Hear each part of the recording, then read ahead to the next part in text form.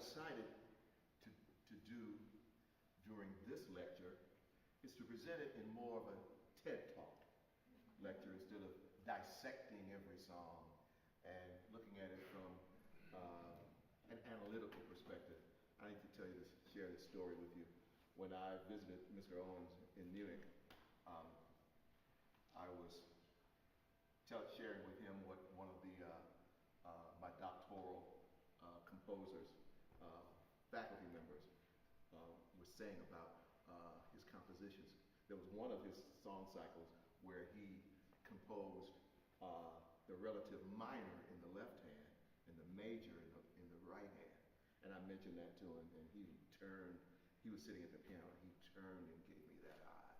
He said, "Don't tell me what someone said interpreting my piece." He said, "Don't interpret it, perform it, sing it." And so I said, "Yes, sir." And he genuine and honest. So, with that being said, I decided that I'm going to share with you how I discovered him, and how he has literally changed how I viewed performance and how I viewed teaching. So, now here's another thing. I tend to ramble on and overdo a point and keep going. So I'm going to be reading my notes, because if I don't, I'll go off on a tangent. And I tell my students all the time, I say, when you see me veering off, just say, "Doc, can you come back to the point?" So I want to read it. So I hope you're not insulted by that. I'm not good at memorizing speeches, but I'm just going to read this information. And then I'm going to take a few minutes to change my brain and go into performance mode, because Robert Owens, when he gives you those high B flats and D flats, you have to prepare your body and your brain for it. What happened when I began my doctoral work at the University of Illinois, I encountered a young lady, Julie Jordan, and she played for my entrance recital at the University of Illinois. And just amazing pianist, just great collaborator. And she was studying with John Woosman, a collaborative accompaniment professor at the University of Illinois. And she was dating this young man who soon became known internationally. His name is Nathan Gunn. And now they've been married for so many years, and they have 5 kids, and they're grandparents now. But she could, when I handed her the music of Robert Owens, she sat there and she said, "Oh my goodness." And she sat and she played, and she told the story with her fingers. And I said, "Julie, would you like to perform these with me for my doctoral recital?" She said, "I'd be honored." So, so that's the first thing. And so as I began researching, I called the Center for Black Music Research in Chicago, and Suzanne Flandreau was the librarian at the time, and I'd been going back and forth doing research. And I said, "Suzanne, could you find as many of the baritone art songs or any arias by Afrocentric composers? I want to present one of my recitals by Afrocentric composers." And when I arrived, I left the campus, went to Chicago, and when I arrived, she had a cart of many, many works. And I sat there for 2.5 hours going through these scores, and just, and I'm seeing works that had been continuously performed by so many people. But then I found these scores by this guy I had never heard of, Robert Owens. So, interesting. But as I began to read through these, sitting here at the library, I said, "These are different. There's something different about these." And I could see how the melodic line was interwoven into the accompaniment. And I'm not sight reading, but I'm looking. I said, this is different. This is nice. And so I put that on my list, along with other Ayo Bankole from Nigeria.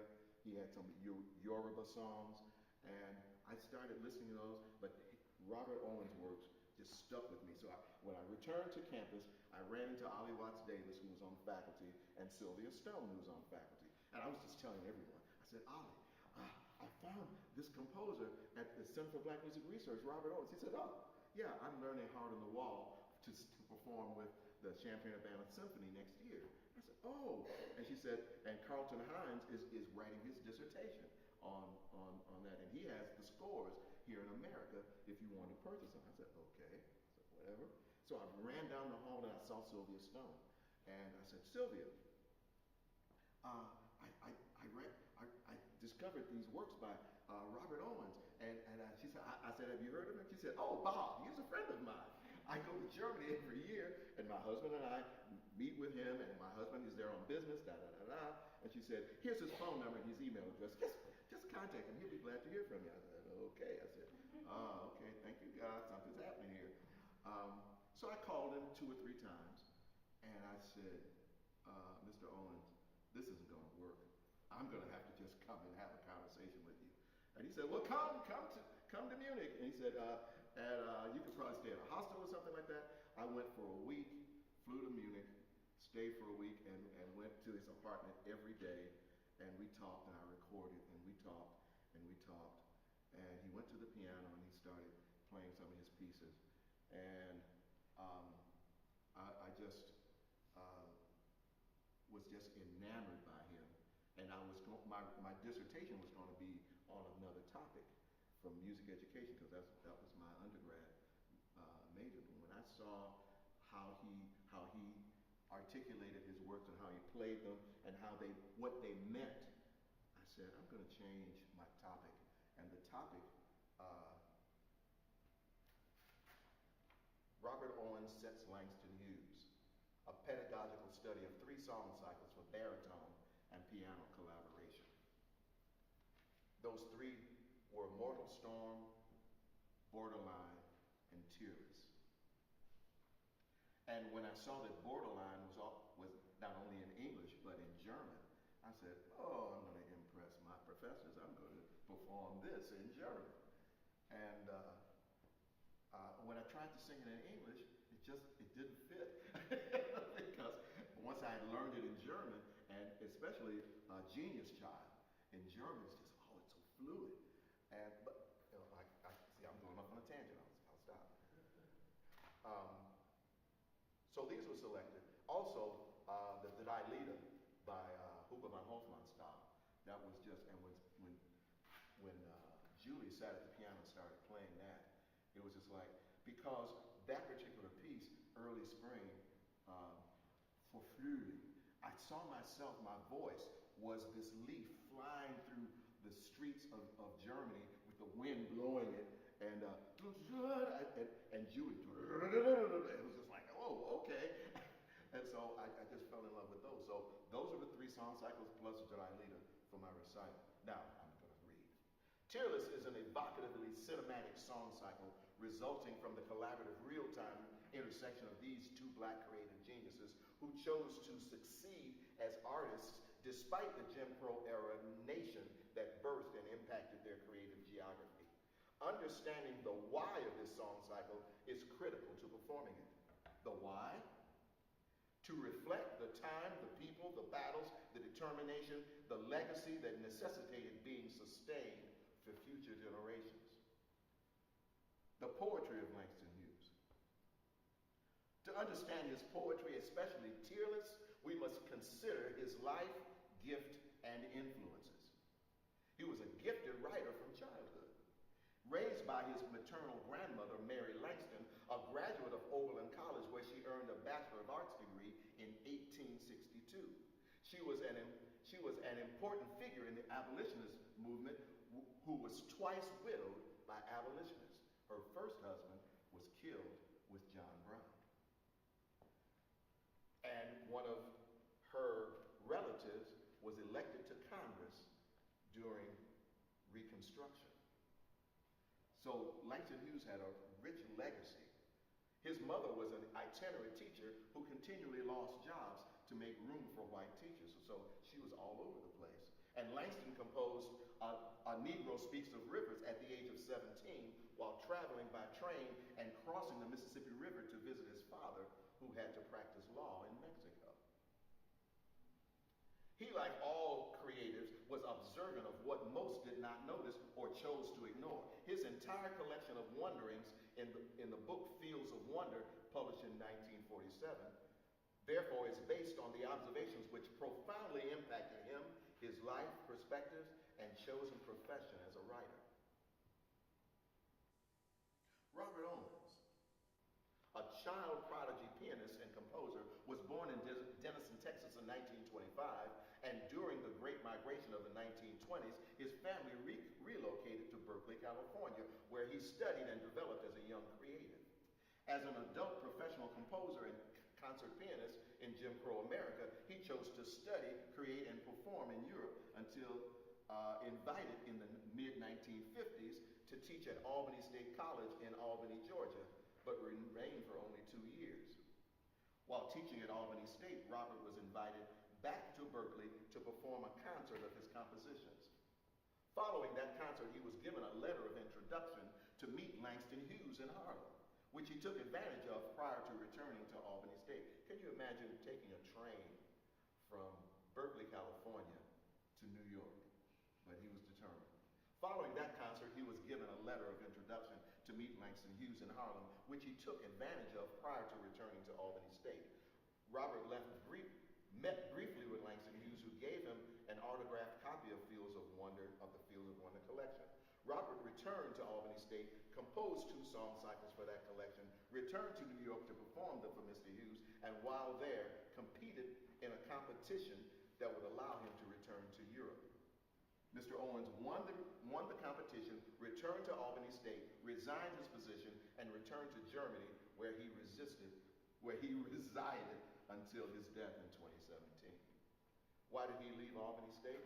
It was one of those after dark towns in Georgia, and black people could not be seen at night in that particular area, even though it was a nice college.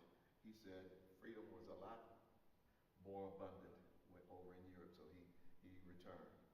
I consider Tearless to be an evocatively cinematic song cycle resulting from the collaborative real-time meeting of these 2 black creative geniuses who individually chose to succeed regardless of what was happening in the country that birthed and impacted their creative geographies and journeys. Understanding the why of this song cycle is critical to how I perform it. It reflects the time, the people, the battles, the determination, and the legacy that necessitated being sustained for generations yet unborn. The humanity of this collaborative work is critical to understanding its why. The ancestors, I need to slow down. The ancestors which this song cycle portrays were modeling how to persevere through painful, difficult, even tragic storms of life. Robert Owens instinctively and distinctly translated the angst, passion, and determination necessary to interpret this poignantly written text by Langston Hughes. Mr. Owens did so by creating corresponding, relatable, affectual soundscapes and thought-provoking silences by cradling the baritone vocal line within his collaboratively expressive accompaniment. Mr. Owens' consistent use of fermati throughout further humanizes the frustrations and revelations inherent throughout his song cycle of the Langston Hughes text. Tearless, opus 9, therefore, is to me a cleverly designed, reflective call to action song cycle that I consider to be an ingeniously crafted artistic soundscape of emotionally, historically, and culturally compelling philosophical poetic vignettes. Vignettes of seemingly hopeless scenarios that possess an intentional strength of fortitude and resilience to continue onward as a legacy for those to follow. I consider Vagabonds, the very first song, as the prologue of this song cycle, as Mr. Owens begins with a 2-measure descriptive forward march, 4/4 meter accompaniment depicting the steps of vagabonds.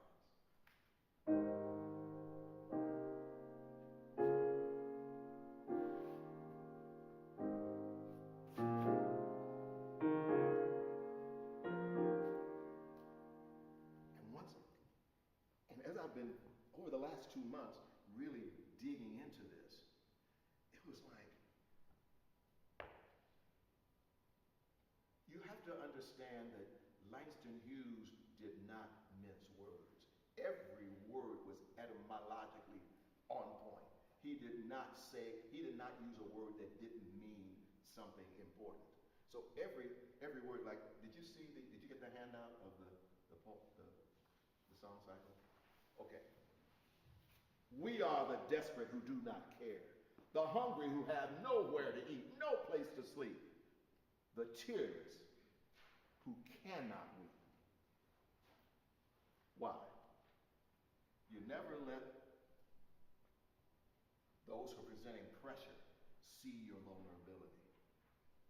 And I saw, when I was a graduate student at U of I Performing Arts Center, I saw this performance by this one woman, and she was talking about the tearless aspect of those brought out of slavery.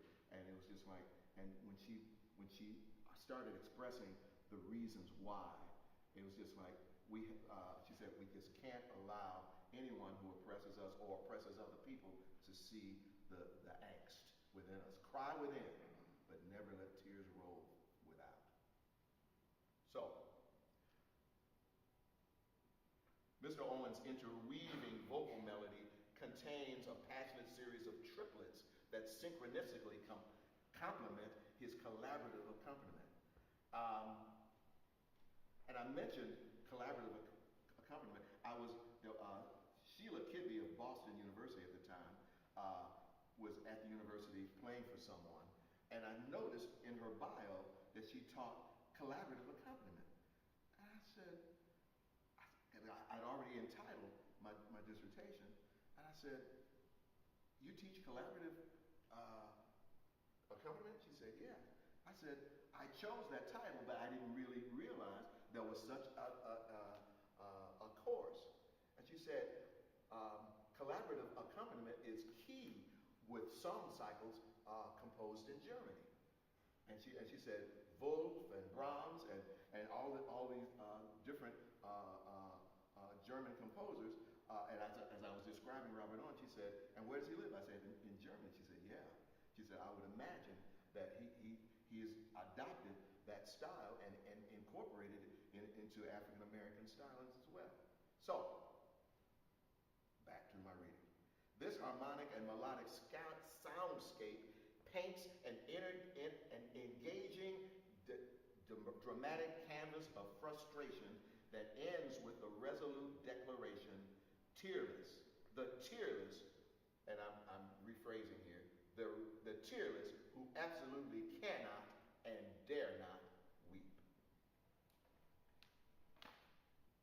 Mr. Owens sets each of the subsequent poetic vignettes of this song cycle with their own descriptive soundscapes of dashed hope, while his vocal and accompaniment demands are clear and precise. When I was coaching with him the second time I went to Germany, I asked him, I said, well, can we change this dynamic from piano to mezzo forte? And he gave me that look. He said, if that's what I told you to do that. He said, because he said, when I read the poetry, it demanded that dynamic. He says, don't change my dynamics. I said, yes, sir. So, moved on. Within vagabonds, dancers, and prayer, those three, the noun and adjective used by Langston Hughes for the word desperate is clear. Desperate is defined as possessing feelings of hopelessness, despair, loss, intense need for something out of reach, and intense need or desire for something, as illustrated by Robert in his treatment of nowhere to eat, no place to sleep. In dancers, a few desperate hours of pleasure, a few desperate days of life.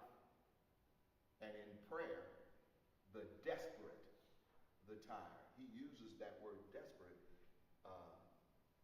again and again. Now the poem Luck is an evocatively dramatic, not so subtle double entendre reference to the lack of food for the vagabonds in the first poem, while also melodically and rhythmically referencing the obvious uneven, tense relationship between the haves and have-nots in society.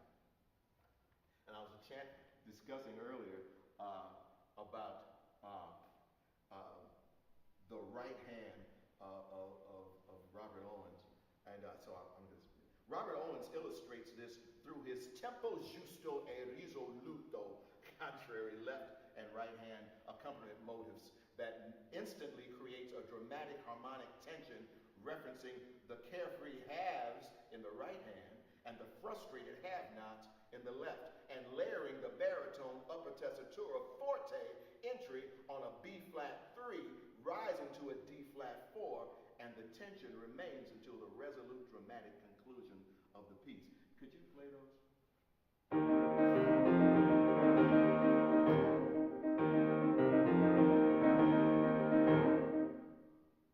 His left hand. And so we'll demonstrate that in a minute. Exits is the portrayal of a person reluctantly considering three methods of suicide, with the first method of drowning being represented by an arpeggiated picture of the rise and fall of the sea in the A section accompaniment, while the descriptive melodic melody passionately floats above. The syncopated B section accompaniment is changed to support the lyrical descending melodic line, angst of this tearless character. Anyway, you'll see that in a second. Walls, on the other hand, describes the nature of four walls that not only shields from the elements outside, but simultaneously have the capacity to hold and shelter pain and sorrow along with their memory. Now, Chippy, that poem, is a description of a female character identified as a rose of neon darkness. A rose possessing a sharp thorn persona with ruby red lips as rouge bright petals. It is important to note that chippy is a descriptive word connoting one who is irritable and touchy with a sense of grievance. That's the sharp thorn stem. Often due to a feeling of having been overlooked or judged unfairly. The Hughes text with the Owens treatment cleverly describes her situation. Now, grief summarizes the previous poems. Eyes that are frozen from not crying. Heart that has no way of dying. Grief describes the tearless state of being with the eyes frozen and the heart that knows no way of dying, with both being effectively described with mezzo-piano dynamic dissonance, sforzando expression, and subtly effective crescendi and decrescendi to summarize the previous 6 poetic scenarios. Prayer is a request to humanity that Robert Owens interprets from the depth and height of the baritone tessitura, where emotion is easily exposed. Mr. Owens returns to the accompaniment of the prologue, Vagabonds, to make this piece what I regard as the epilogue of Tearless. The Hughes-Owens tearless collaboration is what I describe as theater at its best. This set of poems seems to be saying to us, quote, do not regard yourself as a victim of circumstances, but rather choose to be the victor over them by proactively moving forward and growing in spite of them. Generations following will benefit and hopefully continue the legacy of resourceful determination in the midst of social pressures intent on diminishing one's self-worth. Now, if you'll give me a minute, I need to change my brain to performance mode. So I'm going to put this right here. I'm